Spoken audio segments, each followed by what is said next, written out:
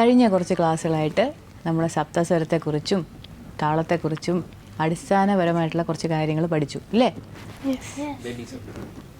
കുറച്ച് സപ്തസ്വരങ്ങൾ അന്ന് പഠിച്ചത് ഓർമ്മിക്കുന്നുണ്ടോ? അത് നിങ്ങൾ വീട്ടിൽ പോയി പരിശീലനം ചെയ്തായിരുന്നോ? ചെയ്തു ടീച്ചർ. സപ്തസ്വരങ്ങളൊക്കെ പ്രാക്ടീസ് ചെയ്യാൻ പറ്റിയ സമയം രാവിലെയാണ്. എപ്പോൾ വേണമെങ്കിലും നിങ്ങൾക്ക് പ്രാക്ടീസ് ചെയ്യാം, അങ്ങനെ ഒരു തടസ്സമേ ഇല്ല. പക്ഷേ രാവിലെ പറയുമ്പോൾ നമ്മൾ അന്തരീക്ഷം വളരെ ശുദ്ധമായിട്ടുള്ളൊരു അന്തരീക്ഷമാണ്, അധികം നോയ്സ് കേൾക്കത്തില്ല, എല്ലാവരും ഉറങ്ങി എണീറ്റ് ഫ്രഷായിട്ടിരിക്കും. അപ്പോൾ ആ സമയത്ത് പാടുമ്പോൾ വോയിസിൻ്റെ ടോണൽ ക്വാളിറ്റി കൂടും എന്നുള്ളതാണ് ഇതുവരെ പറഞ്ഞു വരുന്നത്. രാവിലെ പ്രാക്ടീസ് ചെയ്ത് ബേസായിട്ട് പ്രാക്ടീസ് ചെയ്യണം. ഒരുപാട് ഉച്ചത്തിൽ നിലവിളിച്ചോ അങ്ങനെ ഒന്നും പ്രാക്ടീസ് ചെയ്യാൻ പാടില്ല. നമ്മുടെ വരിശകൾ സമാധാനമായിട്ട് ചമ്രം വടിഞ്ഞിരുന്ന് ഓരോ വരിശകളുമായിട്ട് പ്രാക്ടീസ് ചെയ്യണം. ഇപ്പോൾ രാവിലെ നിങ്ങൾക്ക് മാക്സിമം ഒരു 6 മണിക്കൊക്കെ എണീറ്റ് പ്രാക്ടീസ് ചെയ്താൽ നിങ്ങൾക്ക് മനസ്സിൻ്റെ ഒരു സമാധാനം, ഒരു മെഡിറ്റേഷൻ, ഓർമ്മശക്തി, ഇതിൻ്റെയൊക്കെ ഒരു ഗുണം നമുക്കത് വർദ്ധിപ്പിക്കാൻ പറ്റും. അപ്പോൾ പരിശീലനം തുടങ്ങുന്നതിന് മുമ്പ് നമ്മളെപ്പോഴും സാപ്പാസ പാടണം. എന്തിനാണത്? ആ ഒരു ശ്രുതിയുടെ സ്റ്റാർട്ടിങ്ങും എൻഡിങ്ങും ആ ഒരു കംപ്ലീറ്റ് ഏരിയ കവർ ചെയ്യാൻ വേണ്ടിയിട്ടാണ് സാപ്പാസ പാടുന്നത്. ആ ഒരു ശ്രുതിക്കകത്ത് നിന്നുകൊണ്ടാണ് നമ്മൾ കൂടുതലും സംഗീതം അഭ്യസിക്കുന്നത്. പിന്നെ ഒരു പ്രത്യേകത കൂടെയുണ്ട്, ഷഡ്ജം പഞ്ചമം എന്നീ സ്വരങ്ങൾക്ക് വേറെ വെറൈറ്റി ഇല്ല. രീഗ മാദനിക്കൊക്കെ 2 ആൾക്കാരുണ്ട്, കളറുണ്ട്. പക്ഷേ സാപ അചഞ്ചല സ്വരങ്ങളാണ്. അപ്പോൾ അത് പ്രകൃതി സ്വരങ്ങളായിട്ടാണ് പറയുന്നത്, പ്രകൃതിയിൽ നിന്ന് ഓട്ടോമാറ്റിക്കായിട്ടുള്ളതാണ്. അതുകൊണ്ടാണ് നമ്മൾ ഈ സാപ്പാസ പ്രാക്ടീസ് ചെയ്യുന്നത്, മുമ്പായിട്ട് ആദ്യം പാടിയിട്ട് തുടങ്ങുന്നത്. ഇപ്പോൾ എല്ലാവരും ഒന്ന് സാപ്പാസ പാടിക്കേ. സാ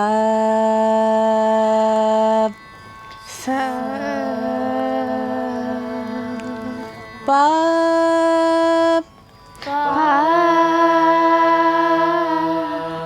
ഇനി മുകളിലത്തെ സാ എങ്ങനെ പാടും?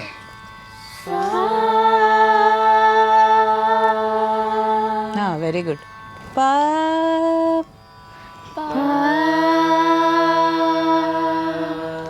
സാ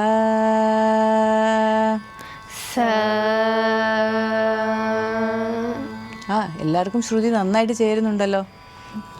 നമ്മൾ ഏത് രാഗത്തിലാണ് പഠിക്കുന്നത് ആദ്യം? മായ, മാളവ, ഗൗള. ശരി. സപ്തസ്വരങ്ങൾ പഠിക്കുമ്പോൾ നമ്മൾ ഏത് താളമായിട്ടെ? ആദ്യ താളം.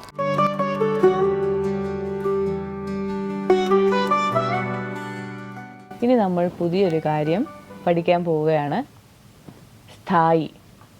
അതിനു മുമ്പ് നമുക്കൊരു ചെറിയൊരു പരിശീലനം നോക്കാം. നമ്മുടെ പഠനത്തിൻ്റെ ആക്ടിവിറ്റി ബുക്കിൽ നിങ്ങൾ കാണുന്നില്ലേ വരികൾ? അത് സാത്വിക ഒന്ന് പതുക്കെ ശബ്ദം താത്തി ഒന്ന് പറഞ്ഞു നോക്കിയേ. അറിവാണ് നിറവ്, കനിവിൻ്റെ പൊരുള്, ഉണരാമണി ചേരാം, നന്മകൾ വിതറാം. ശരി. ഇനി നാളെ നമ്മൾ സംസാരിക്കുന്ന പോലെ ഒരാൾ ഈ കവിത വായിക്കണം. ഇപ്പോൾ വളരെ ശബ്ദം താഴ്ത്തിയാണ് സാത്വിക പാടിയത്. ശ്രീഹരി. അറിവാണ് നിറവ്, കനിവിൻ്റെ പൊരുള്, ഉണരാമണി ചേരാം, നന്മകൾ വിതറാം. ശരി. ഇതൊന്ന് ഉച്ചത്തിലൊന്നും ഒരാൾ, ദൂരെയുള്ള ഒരാളെ നമ്മൾ വിളിക്കുന്നത് എങ്ങനെയാണ്? അതുപോലെ ഒന്ന് ഉറക്കൊന്ന് വായിക്കണം. ആര് വരും? അറിവാണ് നിറവ്, കനിവിൻ്റെ പൊരുള്, ഉണരാമണി ചേരാം, നന്മകൾ വിതറാം. അപ്പോൾ നമ്മൾ അവിടെ നിന്ന് ഫ്രീക്വൻസി കൂടി അല്ലേ? സൗണ്ടിൻ്റെ ഫ്രീക്വൻസി കൂടി. അപ്പോൾ ഇതാണ് സ്ഥായി എന്ന് പറയുന്നത്. സ്ഥായി 3 തരത്തിൽ ഉണ്ട്. പ്രധാനമായിട്ടുള്ള 3 എണ്ണമാണ് മധ്യസ്ഥായി, മന്ത്രസ്ഥായി, താരസ്ഥായി. നമ്മളിപ്പോൾ സംസാരിക്കുന്ന ഒരു ശബ്ദമില്ലേ, ഇത് മധ്യസ്ഥായിലാണ് നമ്മൾ സംസാരിക്കുന്നത്. ഇതിനേക്കാളും താഴ്ന്ന ശബ്ദത്തിൽ വന്നു കഴിഞ്ഞാൽ മന്ത്രസ്ഥായി, അധികം ബേസുള്ള സൗണ്ട് താഴ്ന്ന ഒരു കാര്യത്തിനെയാണ് നമ്മൾ എന്ത് പറയുന്നത്? ശബ്ദത്തിനെയാണ് മന്ത്രസ്ഥായി എന്ന് പറയുന്നത്. അതുപോലെ താരസ്ഥായി, ഫ്രീക്വൻസി കൂടി നമ്മൾ വിളിക്കുന്നത് അല്ലേ? താരസ്ഥായി. താരം എന്ന് വെച്ചാൽ എന്താ? ആകാശത്ത് താരങ്ങളൊക്കെ എവിടെയാണ് ഇരിക്കുന്നത്? മുകളിലല്ലേ? അതുപോലെ മുകളിൽ താരത്തിൽ നിൽക്കുന്നവയെ എന്ത് പറയുന്നത്?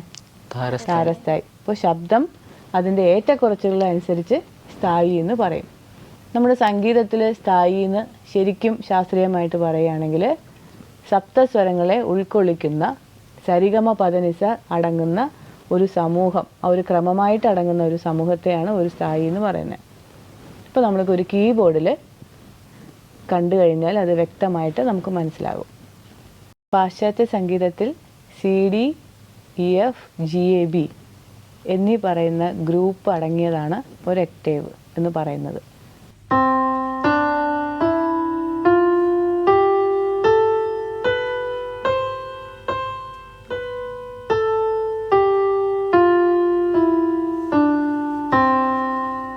ഈ ഒരു ഒക്ടേവ് വായിക്കുമ്പോൾ അതിൻ്റെ ലെഫ്റ്റ് സൈഡുള്ളത് ലോവറും റൈറ്റ് സൈഡ് വരുന്നത് ഹയ്യറുമായിട്ടുള്ളതാണ്. അതായത് വായിച്ചു കൊണ്ടിരിക്കുന്നത് മധ്യസ്ഥായിയും മധ്യസ്ഥായിക്ക് ഇടതുഭാഗം വരുന്ന ഭാഗം മന്ത്രസ്ഥായിയും വലതുഭാഗം വരുന്നത് താരസ്ഥായിയും ആയിരിക്കും.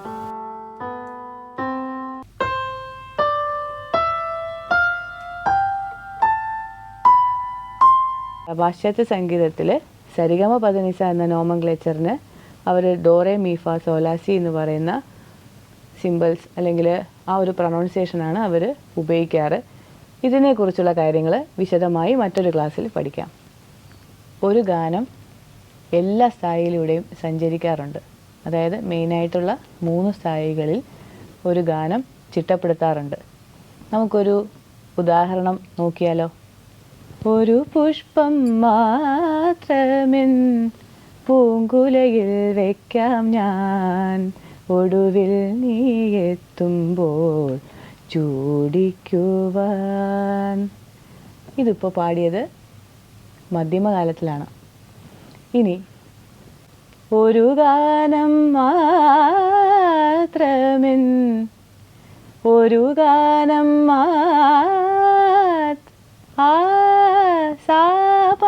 മേളിലെ താരസ്ഥായിൽ ടച്ച് ചെയ്തിട്ട് പിന്നെയും താഴോട്ട് വരികയാണ്.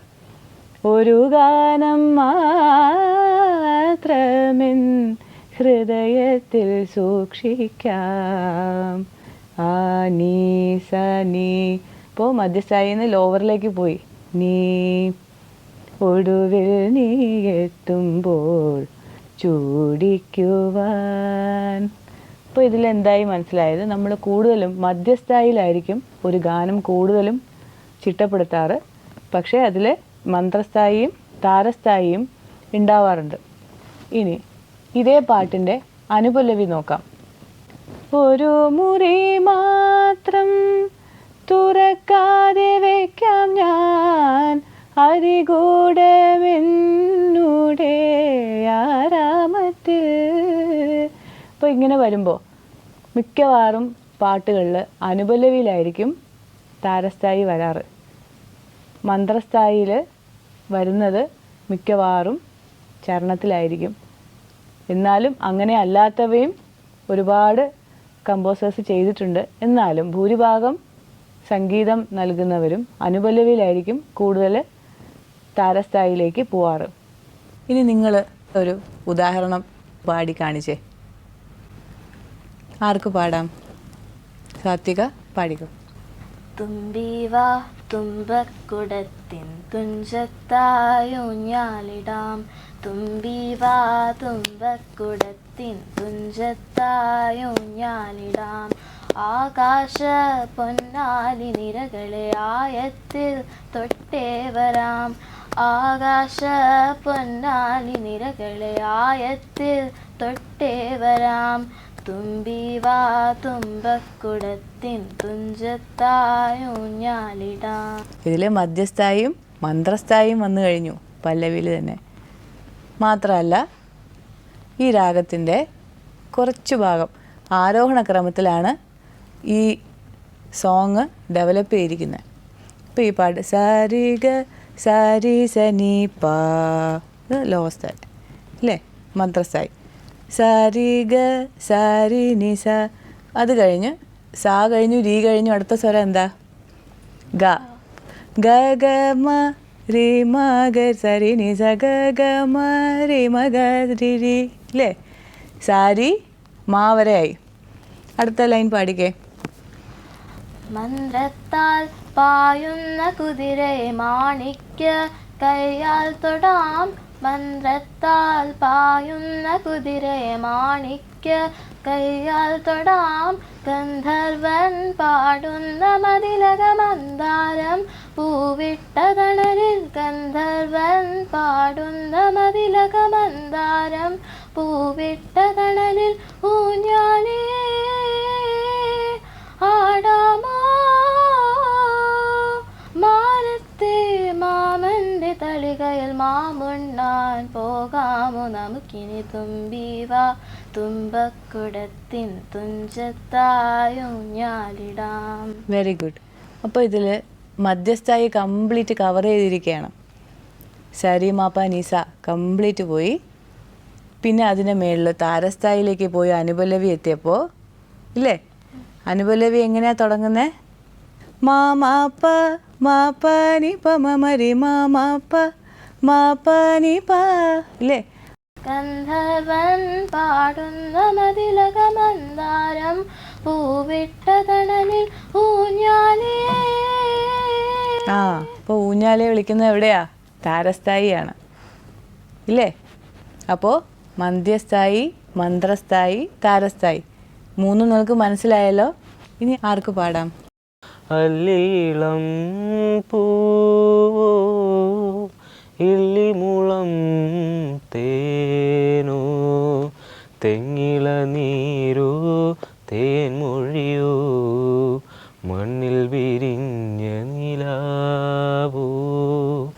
അല്ലീളം പൂവോ ഇള്ളിമുളം തേനോ തല്ലലമൂളും കാറ്റേ പുല്ലാണിക്കാട്ടിലെ കാറ്റേ കന്നിവയൽ കാറ്റേ നീ കൺമണിയെ ഉറക്കാൻ വാ. ശരി, വെരി ഗുഡ്. അപ്പോൾ ഇതിലെവിടെയാണ് താരസ്ഥായി വന്നത്, മധ്യസ്ഥായി വന്നതെന്ന് മനസ്സിലായോ? മനുപല്ലവിയിൽ എന്ത് വന്നു? താരസ്ഥായി വന്നു. മധ്യസ്ഥായി പല്ലവിയിലായിരുന്നു അല്ലേ. അപ്പോൾ നിങ്ങൾക്ക് എല്ലാവർക്കും മനസ്സിലായല്ലോ. അപ്പോൾ അനുപല്ലവിയിലായിരിക്കും ഏറ്റവും കൂടുതൽ താരസ്ഥായി വരുന്നത്. ഇനി നിങ്ങൾക്ക് ഏതെങ്കിലും ഗാനം കേട്ടാൽ അതിൻ്റെ മധ്യസ്ഥായി, താരസ്ഥായി, മന്ത്രസ്ഥായി ഒക്കെ പറയാൻ പറ്റുമല്ലോ? ഇല്ലേ? ശരി. ഇനി നമുക്ക് അടുത്തത് കാലം എന്നൊരു വിഷയത്തിലേക്ക് കടക്കാം. അപ്പോൾ ഒരു പാട്ട് നിങ്ങൾ കേൾക്കുമ്പോൾ അതിനൊരു സമയമുണ്ട് ഇല്ലേ. ഒരു പാട്ടിൻ്റെ വരികൾക്കനുസരിച്ച് അതിനൊരു സമയമുണ്ട്. ആ കാലത്തിൽ അത് കമ്പോസ് ചെയ്താലേ ആ പാട്ടുകൾ നന്നായിരിക്കുകയുള്ളൂ. അതിന് 3 കാലമുണ്ട്. എന്തായിരിക്കും? നമ്മൾ 3 കാലം സരിഗമപദനിസ പാടിയപ്പോൾ ഓർമ്മയുണ്ടോ? 3 കാലം പാടിക്കേ. 1-ാം കാലം, 2-ാം കാലം, 3-ാം കാലം. അതുപോലെ ഇതിന് 3 കാലമുണ്ട്. 1-ാം കാലം എന്ന് പറയുന്നത് സ്ലോ ആയിട്ട് പാടുന്നത്, വിളംബകാലം. 2-ാം കാലം മധ്യമകാലം. അടുത്തത് ദ്രുതകാലം. മെയിനായിട്ട് 3 കാലങ്ങളാണ് ഉള്ളത്. അപ്പോൾ വിളംബകാലം എന്ന് പറഞ്ഞാൽ എന്താണ്? സ്ലോ ആയിട്ട് പാടുന്നത്. സ്ലോ ആയിട്ടുള്ള ഏതെങ്കിലും പാട്ട് നിങ്ങൾക്ക് അറിയോ? ടീച്ചർ ആദ്യം ഒരെണ്ണം പാടാം. ചക്രവർത്തിനി നിനക്കു ഞാൻ എൻ്റെ ശില്പഗോപുരം തുറന്നു. ഇതൊരു വിളംബകാലമാണ്. അതുപോലെ കർണാടക സംഗീതത്തിൽ പ്രശസ്തമായൊരു കീർത്തനമുണ്ട്. ക്ഷീരസാഗര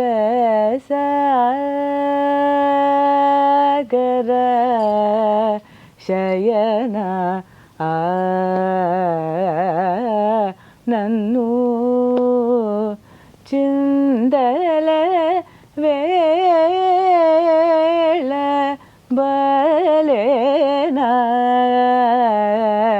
രാമ ക്ഷീരസാഗര ശയന.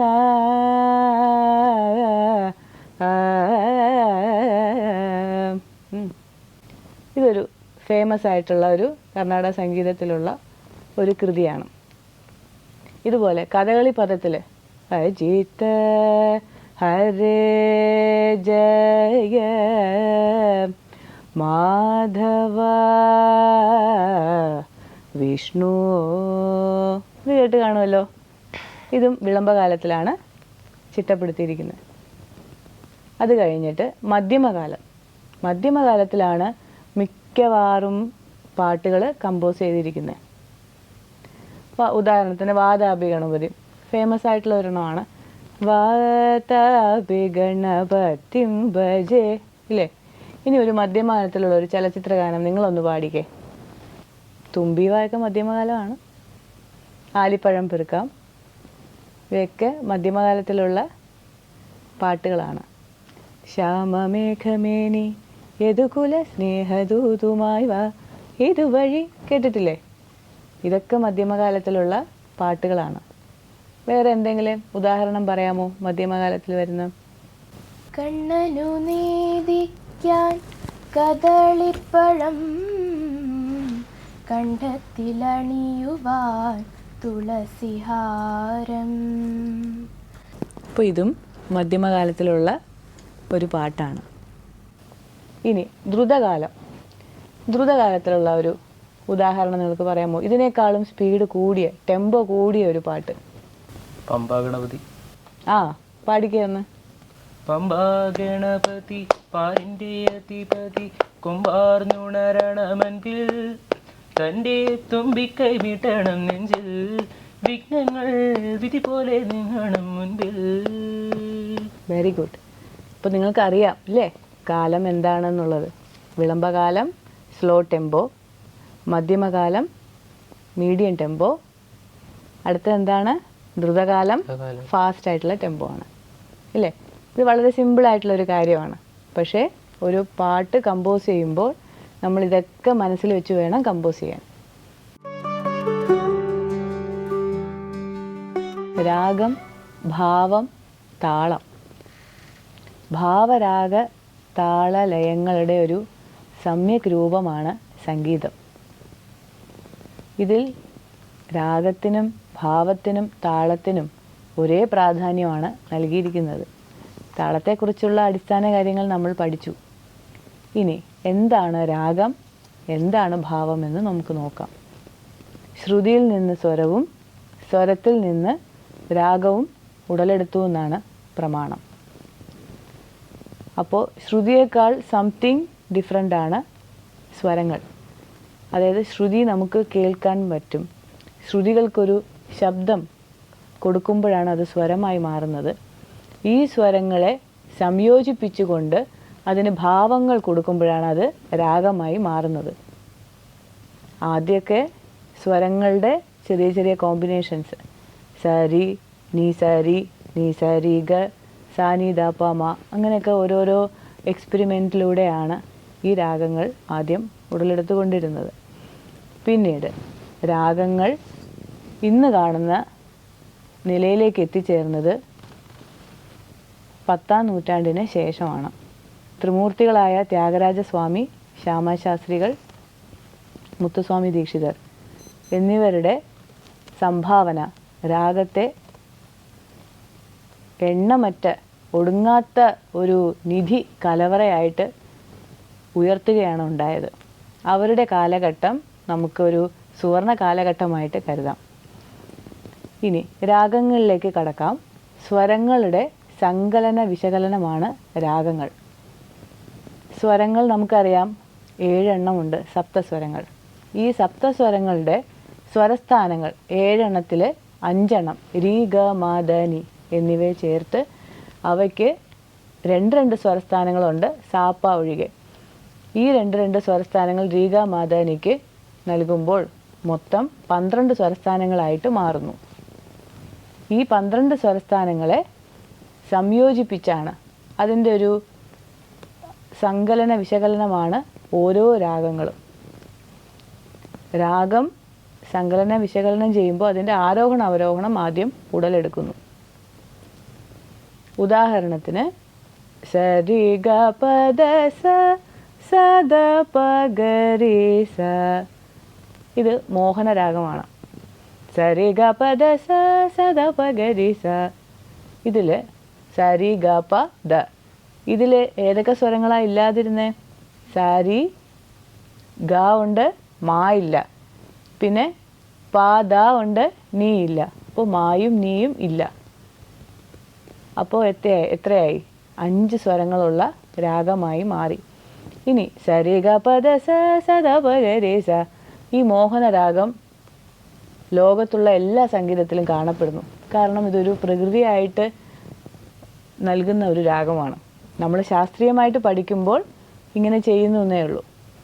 സംഗീതം സാർവത്രികമാണെന്ന് പറയുന്നത് കൊണ്ട് നമുക്ക് ഈ ഒരു മോഹനരാഗം എടുക്കാം. സാർവത്രികമായിട്ടുള്ള ഒരു രാഗമാണ് മോഹനരാഗം. സരി ഗ പ ദ സ സ ദ പ ഗ രി സ. ഇതിൽ 2 സ്വരങ്ങളില്ല. ഇതുപോലെ 3 സ്വരങ്ങളില്ലാത്തവ ഉണ്ടാവും, 4 സ്വരങ്ങൾ മാത്രം പാടുന്നവ ഉണ്ടാവും. സ ഗ മ ദ സ സ ദ മ ഗ സ. ഇങ്ങനത്തെ രാഗങ്ങളുണ്ടാവും. 4 സ്വരങ്ങളെ കാണത്തുള്ളൂ. സ ഗ പ സ 3 സ്വരങ്ങൾ മാത്രമുള്ള രാഗങ്ങളുണ്ട്. സ പ ഗ സ. ഗണപതി രാഗം. അന്തരിച്ച പ്രമുഖ കർണാടക സംഗീതജ്ഞൻ ബാലമുരളീകൃഷ്ണ സാറിൻ്റെ സംഭാവനയാണ് ഈ ഒരു രാഗം ഗണപതി. അപ്പോൾ അങ്ങനെ പല പല സ്വരങ്ങൾ 7 എണ്ണം മാത്രമല്ല, 7 എണ്ണം ഇല്ലാതെയും രാഗങ്ങൾ ഉടലെടുക്കുന്നുണ്ട്. ഇനി ഇവ നമുക്ക് എത്ര എണ്ണം ഉണ്ടെന്ന് പറഞ്ഞാൽ നമുക്ക് പറയാൻ പറ്റില്ല. അനന്തോവൈ രാഗഹ, ആകാശത്തിലെ നക്ഷത്രങ്ങളെ പോലെയാണ്. അതുപോലെ രാഗങ്ങൾ മൊത്തം 72 എണ്ണം മേളരാഗങ്ങളായിട്ടും എണ്ണമറ്റ ജന്യരാഗങ്ങളായിട്ടും 2ആയിട്ട് തിരിച്ചിട്ടുണ്ട്. ഇവയെക്കുറിച്ചുള്ള കൂടുതൽ വിവരങ്ങൾ നമുക്ക് അടുത്ത ക്ലാസ്സിൽ പഠിക്കാം. ഇനി ഭാവങ്ങൾ എന്താണെന്ന് നോക്കാം. ഭാവമില്ലാതെ സംഗീതം നമുക്ക് ആസ്വദിക്കാൻ പറ്റില്ല. ഭാവം എന്ന് വെച്ചാൽ എക്സ്പ്രഷൻസ് ആണ്, വികാരങ്ങളാണ്. ആ ഒരു രാഗത്തിൻ്റെ ഭാവം അത് വരാതെ ആർക്കും സംഗീതം ആസ്വദിക്കാൻ പറ്റുകയില്ല. ഭാവമില്ലാതെ ഒരു ആശയവിനിമയം നടത്താൻ പറ്റുകയില്ല. പ്രത്യേകിച്ച് ചലച്ചിത്ര ഗാനങ്ങളിൽ നിങ്ങൾ ശ്രദ്ധിച്ചാൽ മനസ്സിലാകും. ഇപ്പോൾ ഒരു കരയുന്ന ഒരു സിറ്റുവേഷനാണ്, ഒരു സാഡായിട്ടുള്ളൊരു സിറ്റുവേഷൻ. അപ്പോൾ അത് നമുക്ക് എങ്ങനെയാണ് അവർ എടുത്തിരിക്കുന്നത് നോക്കാം. കണ്ണീർ പൂവിൻ്റെ കവിളിൽ തലോടി ഈണം മുഴങ്ങും പഴം പാട്ടിൽ മുങ്ങി. ഈ പാട്ട് കണ്ണീർ പൂവിൻ്റെ കവിളിൽ അങ്ങനെ പാടാൻ പറ്റില്ല. കണ്ണീർ പൂവിൻ്റെ ഇങ്ങനെ പാടാൻ പറ്റുള്ളൂ. എന്നാലേ ആ ഒരു ആശയം മറ്റുള്ളവർക്ക് കൺവേ ചെയ്യാൻ പറ്റുകയുള്ളൂ. ഇതേ തന്നെ ദ്രുതകാലത്തിൽ പാടിക്കഴിഞ്ഞാൽ അതിൻ്റെ ഭാവം കംപ്ലീറ്റ് അങ്ങ് മാറിപ്പോവും.